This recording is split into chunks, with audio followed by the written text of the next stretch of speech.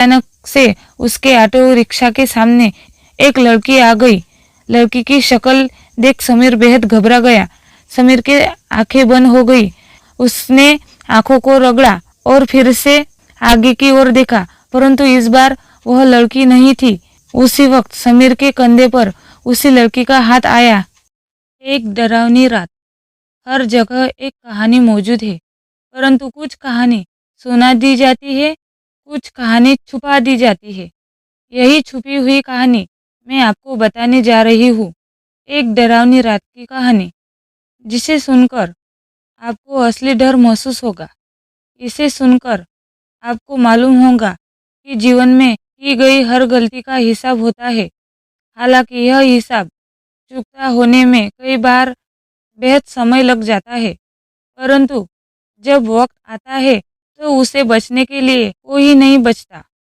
समीर, जो आर्थिक रूप से काफी असहाय था, जिसके कारण उसे 15 साल पूर्व ऑटो रिक्शा चालक बनने का फैसला किया, वह अपने कार्य से पूर्ण रूप से अवगत था, परंतु एक हादसे ने उसकी जिंदगी ही खत्म करके रख दी थी। आखिर क्या थी यह कहानी? समीर पूरे दिन की मेहनत करके अपने घर की ओर निकलता है। वह अपने परिवार की पूरी जिम्मेदारी अच्छे से निभाता है। ऑटो रिक्शा पूरे दिन चलाने के बाद वह थक जाता है, लेकिन वह उसके बावजूद बेहद खुश होता है।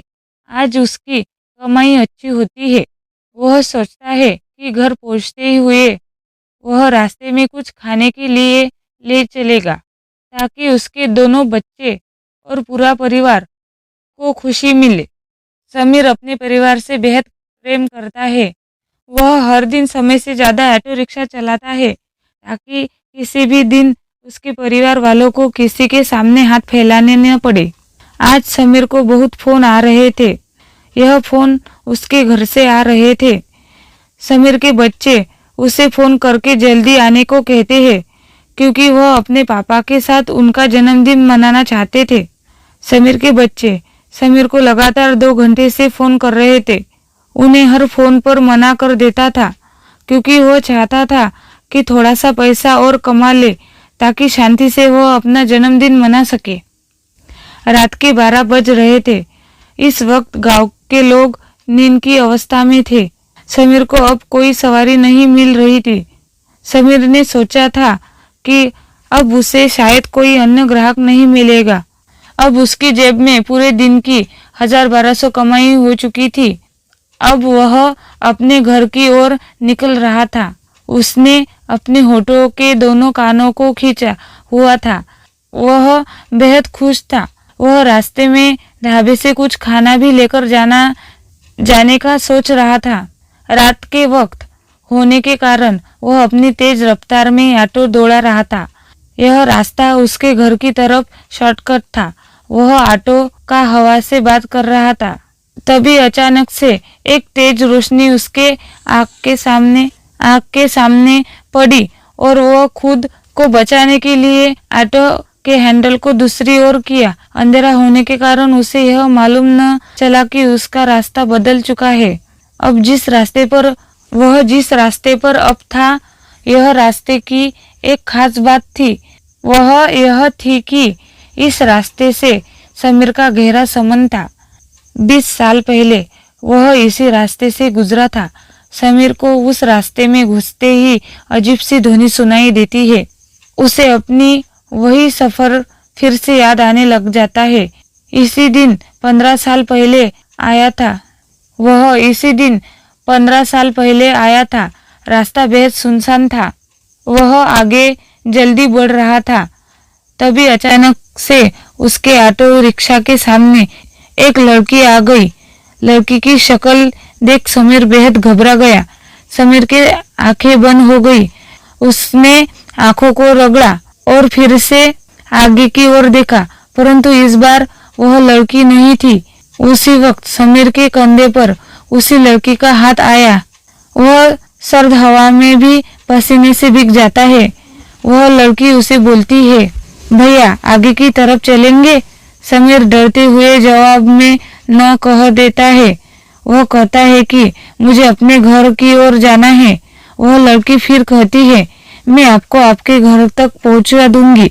समीर डरते हुए उसे बैठा लेता है। वह अपना फोन निकालकर अपने घर फोन करने की कोशिश करता है, परंतु उसके फोन में नेटवर्क नहीं आ रहा था। लड़की उसे कहती है, यहाँ फोन नहीं चलता।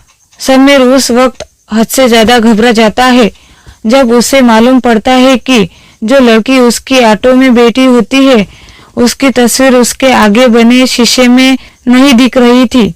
समीर उस लड़की को देखने के लिए पीछे मुड़कर देखता है तो ऑटो से ध्यान भटक जाता है और उसका ऑटो एक विशाल वृक्ष से टकरा जाता है।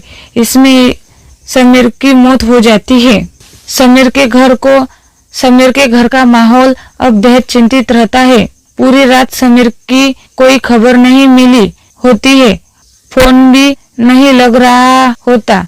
समीर के बच्चे और समीर की पत्नी बेहद चिंतित रहती है। तभी उनका पड़ोसी उसके पास आता है और समीर की पत्नी को अखबार दिखाते हुए कहता है कि क्या कल समीर सुनसान इलाके से आ रहा था। समीर की पत्नी कहती है कि उसे नहीं मालूम, लेकिन यह समीर नहीं हो सकते। वो तो गाड़ी कभी लापरवाही से नहीं चलाते। वो इतने भरोसे से इसलिए कह पाती है क्योंकि अखबार में मरने वाले की फोटो नहीं थी। समीर के घर के सामने अचानक पुलिस की गाड़ी पहुंचती है। सभी घबरा जाते हैं। पुलिस के हाथ में एक तस्वीर होती है। यह तस्वीर समीर की लाश की होती है। पुलिस समीर की पत्नी से जब पूछते हैं तो उसकी पत्नी कहती है, जी साहब, यह मेरे पति है। समीर की पत्नी समीर को मृत देखकर खुद को रोक नहीं पाती। उसके आंसू बहने लगते हैं। बच्चे भी बेहद ज्यादा रो रहे होते हैं। पुलिस कहते हैं, हम आपकी सहायता करने ही आए हैं। हम आपसे कुछ सवाल पूछना चाहते हैं जिससे इन केस में थोड़ी मदद मिल सके। समीर की पत्नी मदद करने के लिए हामी भर देती है। पुलिस बोलते हैं, समीर ऑटो रिक्शा कब से चला रहे थे। समीर की पत्नी बोलती है, जी आज तकरीबन 15 साल हो गए हैं।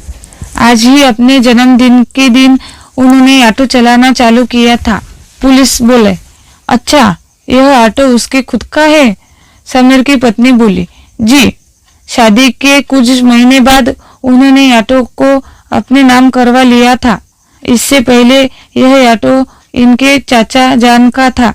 वे ऑटो यूनियन के पूर्व प्रधान रह चुके हैं। पुलिस समीर की पत्नी से पूछताछ करने के बाद मोहम्मद के पास पहुंचे। मोहम्मद पूर्व ऑटो यूनियन का प्रधान रहा और समीर का चाचा है। पहले तो वह पुलिस के हर सवाल का जवाब देने से मना करता है, लेकिन जब पुलिस वाले उसे सच बताने के लिए मारने लगे तो उसने बताया, समीर के अम्मी बचपन में ही गुजर गई थी। समीर के अब्बू यानी मेरे भाईजान शराबी थे। उन्हें शराब के अलावा खाने का कोई होश नहीं था। समीर के लिए उसके माता पिता सब कुछ थे।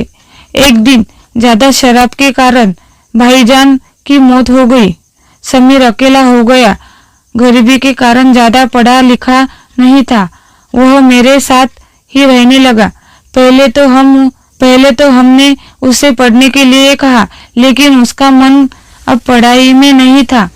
वो कहता था पैसे कमाने हैं ताकि वो अपने आगे की जिंदगी अच्छे से बिता सके। समीर के जन्मदिन के दिन हमने उसे ऑटो लिया और उसे भेंट कर दी।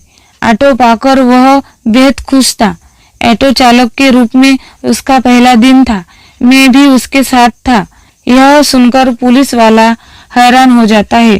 पुलिस बीच में रोकता है और पूछता है, तुमने तो कहा था कि समीर उस वक्त अकेला था। झूठ कहा था मैंने।